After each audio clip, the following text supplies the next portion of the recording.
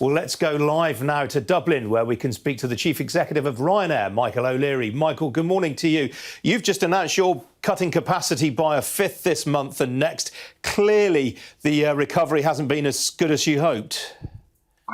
Good morning, Ian. I think that's true. The aviation industry across Europe has been bedeviled by government mismanagement of travel restrictions and quarantines. We keep pointing to the example of Italy and Germany, who have returned to safe intra-EU air travel since the 1st of July, while managing much lower COVID case rates than Britain or Ireland. They have a much more effective test and tracing system than Britain or Ireland.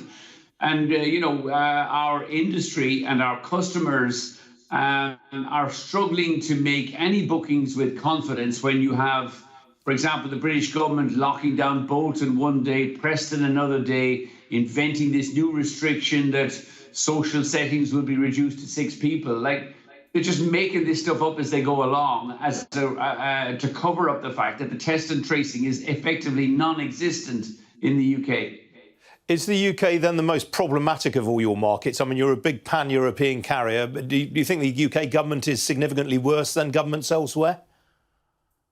No, I mean, to be fair, I would rank the Irish government as by far and away the worst. Even as the rest of Europe opened up to intra-EU air travel on the 1st of July, the Irish government, which has abrogated all management of this to a bunch of medics and civil servants called NEFIT, we've kept Ireland completely locked up. I think we're not even allowed to travel to the UK, despite the fact that people can travel across the border with Northern Ireland with no restrictions. So we've had Ireland completely locked up since the 1st of July. No tourists are welcome. We're closed for business. We can't send any of our people to the UK or Germany, for example, to meet airports without quarantining for 14 days. And despite that, Ireland has one of the highest and fastest rising COVID case rates in Europe. Now, we think, by the way, that the focus on COVID case rates is completely misplaced, because what's evident in the second wave is that rising COVID case rates is not translating into hospitals being overwhelmed or ICUs being flooded with people. In Ireland, our hospitals and ICUs are essentially empty, and yet we're pandering to this COVID case rate nonsense. While at the same time, the Germans and the Italians have been allowing intra-EU air travel since the 1st of July. Their COVID case rates are about half that of the UK and Ireland. The UK is reasonably low as well. And yet we still have these bizarre restrictions. In the UK, for example, they're locking down regions like Bolton and Preston, but then they say nobody can travel to Spain, despite the fact that in Spain, while there are high COVID case rates in the main cities of Barcelona and Madrid, there are low COVID case rates in the Canaries, the Balearics, in the tourism hotspots. So there's no common sense.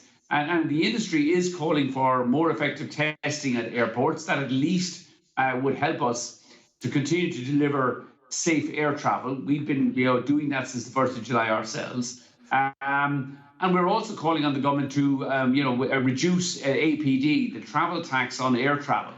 If Rishi Sunak, who cleverly came up with a eat out to help out scheme, gave people 50% reductions on their meals, why haven't they reduced APD in the UK, which is still an unfair and egregious tax, but that stops people visiting the UK?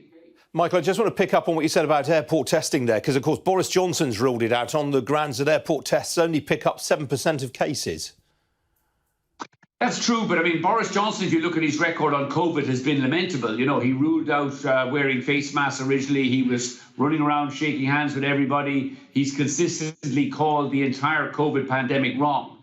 You know, we were the people who were criticised when we announced we're going back flying on the 1st of July with mandatory face masks at a time when Boris Johnson was allowing people into London Underground without mandatory face masks. So Boris Johnson and his government have been consistently late to the party and wrong on COVID. So frankly, I wouldn't take any advice or guidance from him. The thing is that testing at the airport, it helps. It provides more certainty. And it's a lot better than simply saying we're banning people traveling to Spain. We're banning people arriving from Spain. Huge volumes of the Spanish population are not suffering from COVID, and therefore there's no reason to ban them. You're in greater danger of catching COVID in Bolton than you are in Barcelona. So these bans are completely ineffective.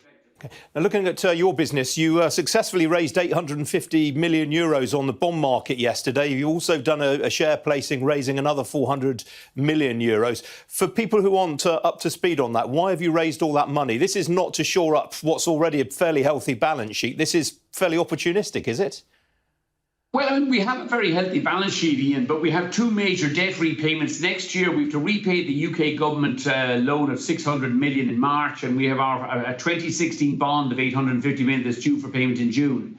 And so, the equity raise last week of 400 million is less than 3% of our equity, and the bond raise yesterday is a way of making sure that we have solidly pre-financed those debt repayment obligations next year.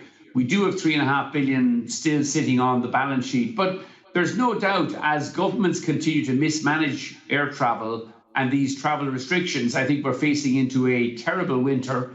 The likelihood is that the situation is going to get worse. There will be more mismanagement, more ineffective government regulations. And so I think we have to be cautious. We need to jealously protect our cash reserves.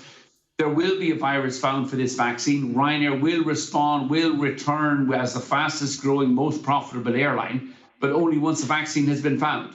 So the reason we raised the money in the last week has been so that we can guarantee and pre-fund those debt repayments next year.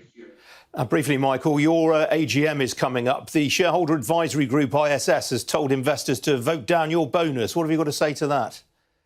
I think it's remarkable, given that firstly my bonus was cut in half. I've reduced my salary by 75% this year. And I note the ISS, the chief executive of the ISS, doesn't even publish his salary or his bonus figures. So I think these proxy firms should be much more open about what they're paying their chief executives before they start criticising CEOs like me who've taken a 75% pay cut and a 50% bonus cut in the current pandemic. I'm leading the way while these proxy firms hide and cover up what they're paying their chief executives, which is many times more than I'm paid.